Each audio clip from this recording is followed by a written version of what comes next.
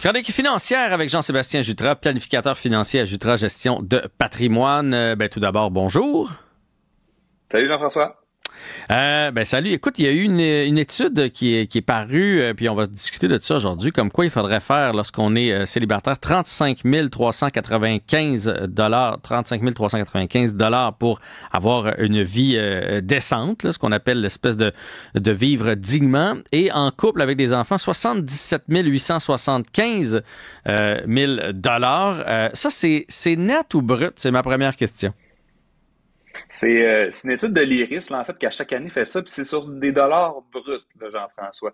Puis pourquoi que je voulais amener ça aujourd'hui, c'est que je remets pas en doute du tout là, le travail de l'IRIS, là, loin de là, ils font un super travail de recherche à chaque année.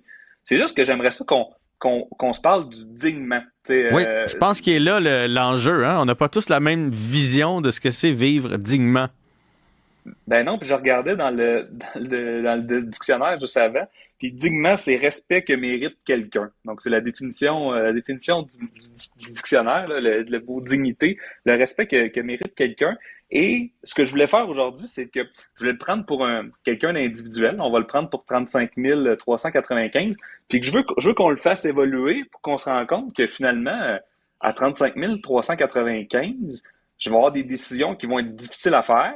Ces décisions difficiles-là vont m'éloigner du mot dignité. Mm-hmm. OK, fait que je comprends bien, on part avec le salaire, 35 395, puis là, tranquillement, on enlève les frais pour voir combien il en reste, puis c'est quoi les choix qu'on doit faire, puis finalement, est-ce qu'on est dans la pauvreté ou la dignité? Exact, on va jouer comme ça. On va commencer 35 395. La première chose, Jean-François, c'est d'enlever fameux impôts. Donc, on va enlever nos impôts sur le revenu, nos charges sociales, on paye de l'assurance emploi, on paye de la Régie des rentes du Québec, du régime d'assurance parentale. Fait que déjà, si on enlève tout ça, on tombe à 28 571 $. Donc, déjà là, j'ai une bonne partie de ce revenu-là qui est imputé au niveau de l'impôt. Mais au Québec, au Canada, il y a des programmes sociaux-fiscaux qu'on va donner de l'argent pour les gens qui ont des plus faibles revenus. Dans cette tranche-là, pour un célibataire, on y est. Fait que je vais avoir accès à du crédit de TPS et à du crédit de solidarité principalement. Fait que ça, dans le fond, Jean-François, c'est que les TPS... Ça va venir bonifier, là. Bon, exact. Donc, plus que j'ai des revenus faibles, plus qu'on va me donner ces crédits-là, plus que j'ai un revenu élevé, ben on m'en donnera pas du tout. Donc, cette personne-là se qualifie à ces crédits-là, ce qui va ramener à peu près à 30 000 $ net. Donc, on va aller chercher à peu près un 1 500, 2 000 $ de plus par année. Donc là, je me retrouve, j'ai 30 000 $ pour dépenser, pour vivre, pour arriver à vivre. Dépenser, oui, puis pas trop en même temps, parce que vite, 30 000, c'est 2 500 $ par mois, là. Exact. Ça vient quand même assez vite. Mais on continue avec ton 30 000. Donc, c'est ce qui nous reste une fois que le gouvernement nous en a enlevé et nous en a redonné. Selon toi, c'est quoi le plus grand poste budgétaire des gens dans cette tranche de revenus-là, Jean-François? Ben, j'imagine que c'est le logement. Non? Le logement fait partie. Ça va être le plus grand centre de coûts pour ces gens-là. Et moi, je suis dans la région de Québec, donc j'ai pris le loyer moyen à Québec, puis c'est la première année qu'on est en haut du 1 000 $ du revenu moyen, pas du revenu, du loyer moyen à Québec. Donc, allons-y avec ce 1 000 $-là. Pour genre 1 000 $ par mois. Genre un 4,5.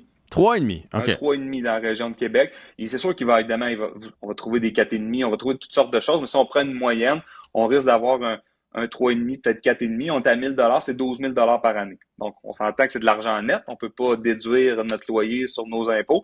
Donc, on a un 12 000 $ qu'on enlève ici. Donc là, déjà là, il me reste 18 000.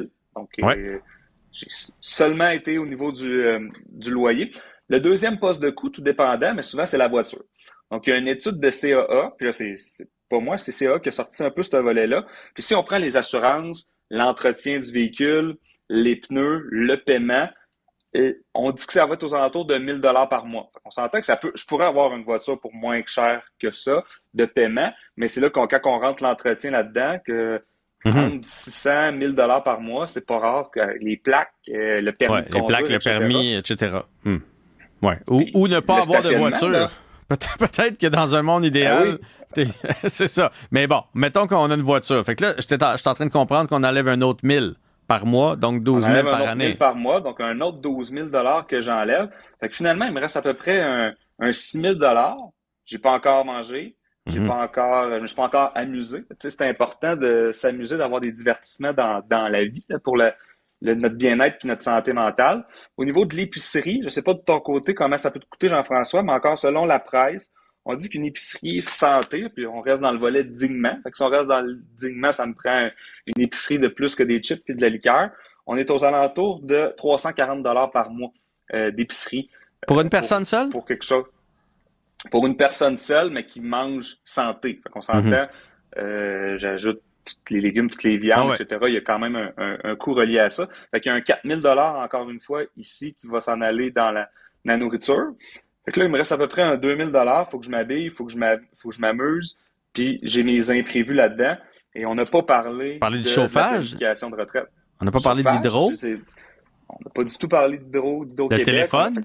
L'Internet? Le téléphone, j'ai pas mon cellulaire, j'ai pas Internet. Fait que tu vois que finalement, c'est pour ça que je reviens au volet dignité, dignement. Mais c'est là qu'après ça, les gens, faut qu'ils prennent des décisions. Donc, c'est quoi les décisions que je peux avoir? Soit que j'augmente mes revenus. Pas facile d'augmenter ses revenus, on en a déjà parlé. Ou que je diminue mes dépenses. Et là, c'est ici, là-dedans, qu'il faut que je me mette à travailler. Est-ce que ça va me prendre un colocataire? Peut-être un colocataire. Utiliser plus les transports communs. Dans la région de Québec, les transports communs, il y a les autobus, ça fonctionne. Mais si je suis en région, j'ai moins accès à ça. Ça prend une voiture. Puis même la région de Québec, tout dépendant où je travaille dans la région, ça risque de me prendre une voiture pour me donner un coup de main. Donc là, après ça, j'ai même pas été dans le volet de la planification de retraite. Donc, forcé d'admettre qu'à 35 400 $ de revenus par année, c'est difficile là, d'arriver à quelque chose qui est digne pour un être humain de réussir à consommer. Il ne faut pas oublier, Jean-François, qu'on est en Amérique du Nord, la consommation nous rattrape. Là. Fait que là, je me trouve, ici, j'ai pas consommé encore, mais je suis dans un monde où que la consommation est très, très, très, très facile. Fait que cette personne-là, c'est très difficile de vivre dans le monde où qu'on est avec ce revenu-là pour arriver à s'amuser puis à vivre comme monsieur, madame, tout le monde.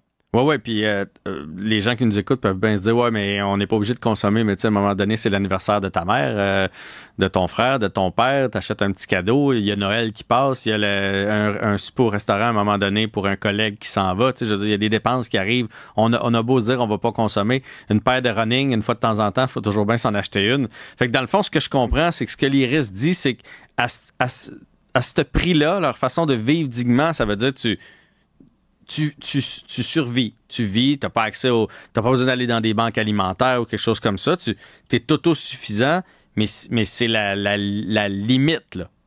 Vraiment la limite. Oui, tout à fait. C'est le niveau inférieur, le plus bas qu'on commence sans que finalement on soit obligé de dormir dans l'auto, là, par exemple. Donc, on est capable d'avoir un toit, mais on se limite à ça. Et tu sais, dans l'histoire, on a mis de l'épicerie, on a mis des bonnes épiceries, mais souvent, ce qu'on voit, c'est que les gens vont garder un prix, avec l'inflation, on l'a vu, là, les gens gardent un prix d'épicerie similaire, mais en achetant des produits de moindre qualité, des produits qui coûtent moins cher, des produits moins santé. Fait que veux pas, ça vient nous rejouer.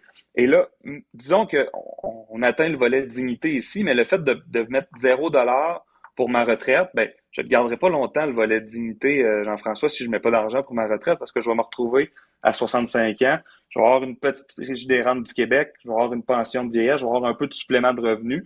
Mais là, ça va être difficile à ce moment-là. Donc, je comprends l'étude qu'on dit à court terme, on regarde cette année, ça prend ça, mais on ne gardera pas notre dignité longtemps si on n'est pas capable de mettre un sou de côté pour notre retraite dans une situation comme celle-là.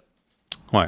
Puis, on n'est pas en train de quelqu'un qui nous écoute puis qui fait ce revenu-là, là, on n'est pas en train de dire que c'est pas correct. Au contraire, c'est l'étude. On dit que l'analyse, que peut-être qu'ils ont amoindri un peu les chiffres. Peut-être qu'il y a quelque chose autour de 40 000. Là. Si on ajoutait un petit 5 000, ça serait plus réaliste. Parce que là, je le calculais vite pendant que tu me parlais. J'imagine que tu avais déjà fait le test. C'est à peu près 700 $ par semaine. Donc, quelque chose qui tourne autour de 18 $ l'heure. Là, quelque chose comme ça. Exactement. Puis, j'ai rencontré dernièrement des gens aussi qui font des revenus similaires à ça. Il y a des gens qui ont vraiment beaucoup d'habileté à faire balancer un budget puis que on va trouver tous les dollars aux bonnes places. J'ai déjà des gens vivent vraiment dignement avec des revenus sensiblement à ça, mais il y a énormément d'efforts pour y arriver.